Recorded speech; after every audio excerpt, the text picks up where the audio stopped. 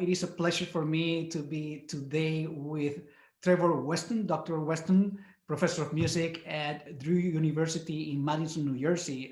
Trevor, it's really a pleasure for the Oberlin Conservatory to have you and to get the opportunity to work on your music, which we have enjoyed immensely. It has been a great learning experience for the students to work on your piece and not only to to learn from the challenges of performing your music, but also from all the cultural background that went into creating that particular piece and the phenomenal opportunities that that presented for us to learn all the things beyond the notes. Welcome, Trevor. Thank you, and I'm honored that you, um, uh, Professor Jimenez, and the ensemble are learning this piece and performing it. It is really one of my favorite pieces for a lot of reasons. There's a lot of history behind me writing that piece, so I'm So really excited to hear it. there's a lot to talk about messages. I mean, it's a piece that has so many angles, so many things that in it that is so rich in histories in certain way that you can attach to the piece. So let's talk about messages. Okay, so I mentioned that there's a long history, and I didn't realize this long history. I'll try to keep it short, but I lived in Paris for a couple years, 94 to 96, 1994 to 96. And when I was there, a friend of mine who was a composer that I knew from graduate school moved back to Italy and was living in Milan and invited me to give a lecture on American opera and on Gershwin. And I wasn't a scholar in either, but I studied. And in studying about Gershwin, I didn't know until that point that when he wrote Porgy and Bess, that one, it was based on Charleston, South Carolina, and two, that he went to Charleston to actually study the music. And they people asked him, "Why are you going to Charleston?" He said, "Because it is the one place in America that has the strongest connection to African music, and African music influenced jazz music." And I thought, that's okay, fine. Fast forward years later, I get hired to teach at the College of Charleston. So I decided that I should find out, what did Gershwin hear.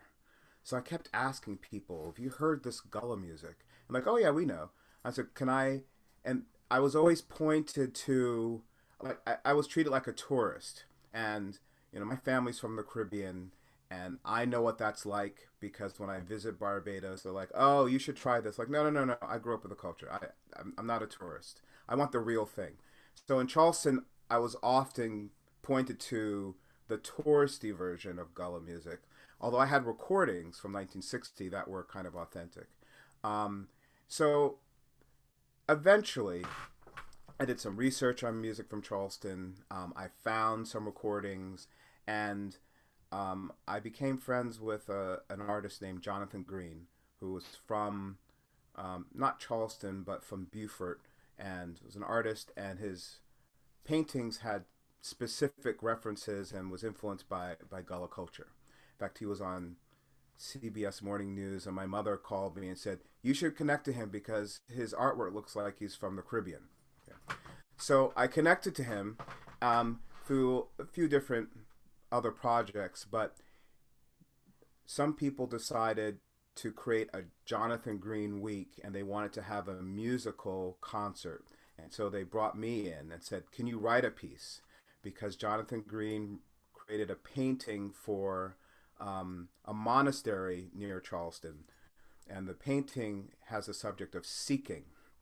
And seeking is a part of the Gullah culture where before you're officially kind of initiated into the church as a teenager, you have to go out into the woods for a week by yourself and pay attention to what you dream or what you see and then report back to the women of the church. And so he created this spiritual painting and wanted some music to go with it. Now, for me, it was interesting because, like I said, I'd heard about Gullah music living in Paris. I also found out doing research in Charleston that my father took voice lessons from a black musician from Charleston. And I didn't know that until I got to Charleston. So I didn't know that my existence actually went through Charleston in some way. So it all came together. And also connects to that spiritual realm thing. Like, there are a lot of things that are happening to us that um, there are maybe coincidences, but they are interesting connections. So I used the recording, Been in the Storm So Long, a collection of recordings of Gullah performances, as a way to inspire me to write this piece. I'd written a few other pieces inspired by Gullah, but I really wanted this piece to represent the unique and maybe non-American aspects, more African influenced approaches, which are very different than how, say, traditional African American gospel music is performed.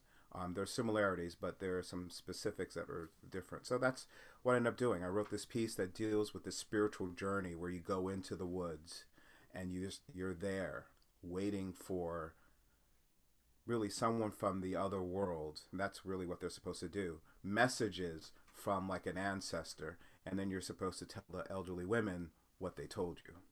But thank you so much. I My appreciate pleasure, Trevor. Great talking to you. Okay. Wonderful talking to you too. Okay. Bye. Okay, goodbye.